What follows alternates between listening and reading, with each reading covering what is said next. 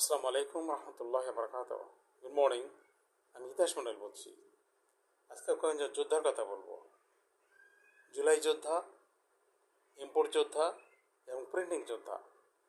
জুলাই যোদ্ধার গল্পটা বড় করুণ, প্যাথেটিক আর কি, দুঃখজনক, দুর্ভাগ্যজনক বটে।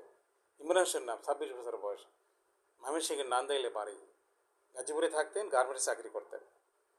জুলাইয়ের মনে শরীরের লাগে, রাস্তায় নেমে পড়ছে আর কি, ছড়াগুলি লাগে।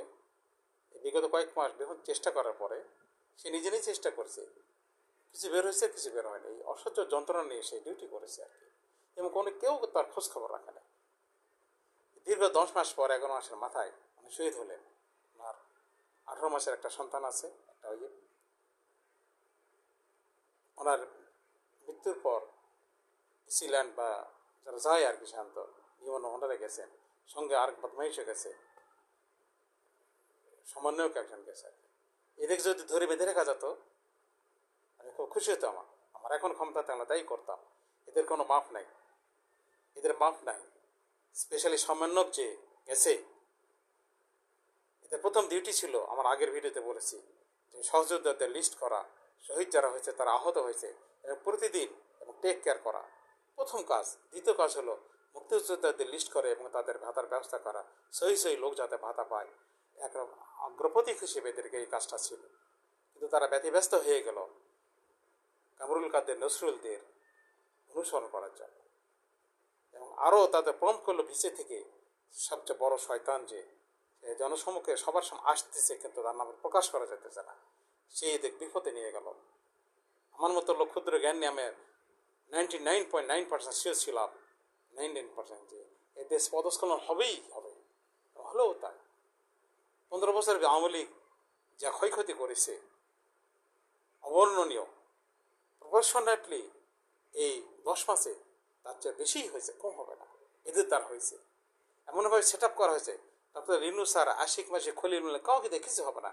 আইন শৃঙ্খলা পরিস্থিতি যদি উন্নতি না করা যায়, সবার আরও বেশি লাঞ্ছনা এবং গঞ্জনা পেদের করতে হবে। কারণ অভিশপ্ত এরা, এই যে আমার ভিডিওতে আগে বারবারই আসছে, ঈসা আলাইহিসসালামের সঙ্গে যারা ছিলেন, মুসা আলাইহিসসালামের সঙ্গে যারা ছিলেন, যারা মান্না সাল্লাহ খেয়েছে, ভেস্তি খানা খেয়েছে, তারা অভিশপ্ত বানর সুখের পরিণত হয়নি শুধু তাদের কার্যক্রমের জন্য।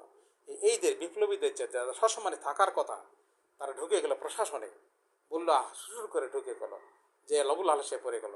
তারা সবাই ভালো, তাদের সেক্রেটারি শুধু খারাপ, বদমাইশার জায়গা পায় না। একই ডায়লগ, একই সব কিছু চলতেছে এখানে। এই অভিশপ্তদের জন্য আমাদের ভোগান্তি আছে, কত বড় ভোগান্তি আছে। এছাড়া যে ধর্ম নিয়ে কারা লাফালাফি করতেছে তারা, আর বিএনপির কথা তো বললে না। যাই হোক, কথা অন্যদিকে চলে যায়। ইমরানের জন্য আসলে বড়ই দুঃখ, কঠিন একটা অবস্থা, যে কেউ খোঁজখবর নিল না।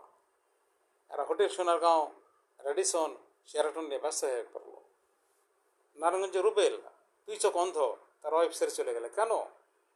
আরও বেশি বলা, তাকে সঙ্গ দেওয়ার কথা ছিল, মহিলার ঝুঁকে পড়তো তার দিকে, অথচ তার নিজের ওয়াইফে ছেড়ে চলে গেল। এতে দুঃখজনক আর কি হতে পারে। এবার আসি ইম্পোর্ট যোদ্ধা, শিল্প সচিব ওবায়দুর রহমান সাহেব মগরুনা কোথায় যা বলছে যে গ্যাস আমদানি করে হলেও সে সার উৎপাদন করবে।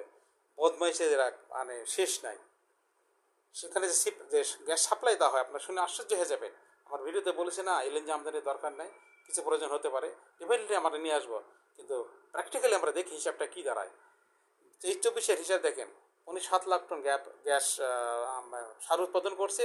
এর জন্য গ্যাস লাগে যা আপনার 143 টন, তো আপনার 56 না সামথিং যা করে লাগে, আপনার 60% গ্যাস বেঁচে যায়।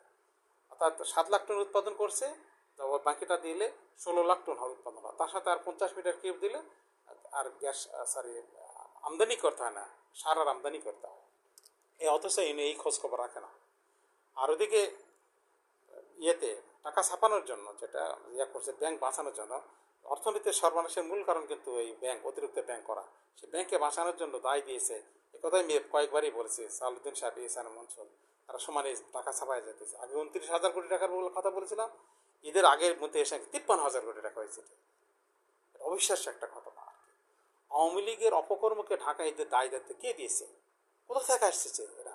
এত কোয়ালিফাইড লোক কিভাবে এত অযোগ্য হয়ে গেল, অভিশপ্ত হয়ে গেল? এরাও কিন্তু অভিশপ্ত, এদের বিচার আগে করতে হবে। এই আগে বলতো যে তো বাবার অবস্থা কী করছে, আগের চেয়ে একটু ভালো, কীরকম ভালো, এখন আর টয়লেটে যেতে হয় না, বিছানার উপর সব করে। তো এখন আর এস আলম টেস আলম সালমান শিকদার কাউকে লাগতেছে না। এই সালাউদ্দিন আর তালাউদ্দিন কি এইসার দুইজনে মিলে বাস অর্ধেক দিন বাজার 12টা বাজে দিচ্ছে। ঋণ খেলে চলে গেছে কোথায় জানেন? হ্যাঁ, 57%। এর আগে কাজ বলছিলাম 51%, 57% চলে গেছে। এই হিসাবে আপনার দেখতে পাবো। হ্যাঁ, অনেক কথা আছে, এভাবে আর বলার দরকার নেই। তবে সাধ্য সাবধান, পিছিয়ে থেকে যে আমাদের যে মিসগাইড করতেছে, এটা যদি এখন আর ধরতে পারেন, ইয়ার ক্ষমতা নাই, ডক্টর ইউনূসের ক্ষমতা নাই, আশিক মাসিক খলিল বলে যাকে নিয়ে আসুক, কেউ করে করতে পারবে না। কারণ আইন শৃঙ্খলা পরিস্থিতি উন্নতি করলে কিছুটা রেহাই পাওয়া যেতে পারে। মানে এখন এটা সবচেয়ে বড় কাজ, এবং এটাই আমাদের অনুরোধ থাকবে সবার প্রতি, এসব ভুলে যে অন্তত আইন শৃঙ্খলা পরিস্থিতির দিকে নজর দেন। তাছাড়া কিন্তু দেশকে আর বাঁচানো যাবে না। আল্লাহ হাফেজ।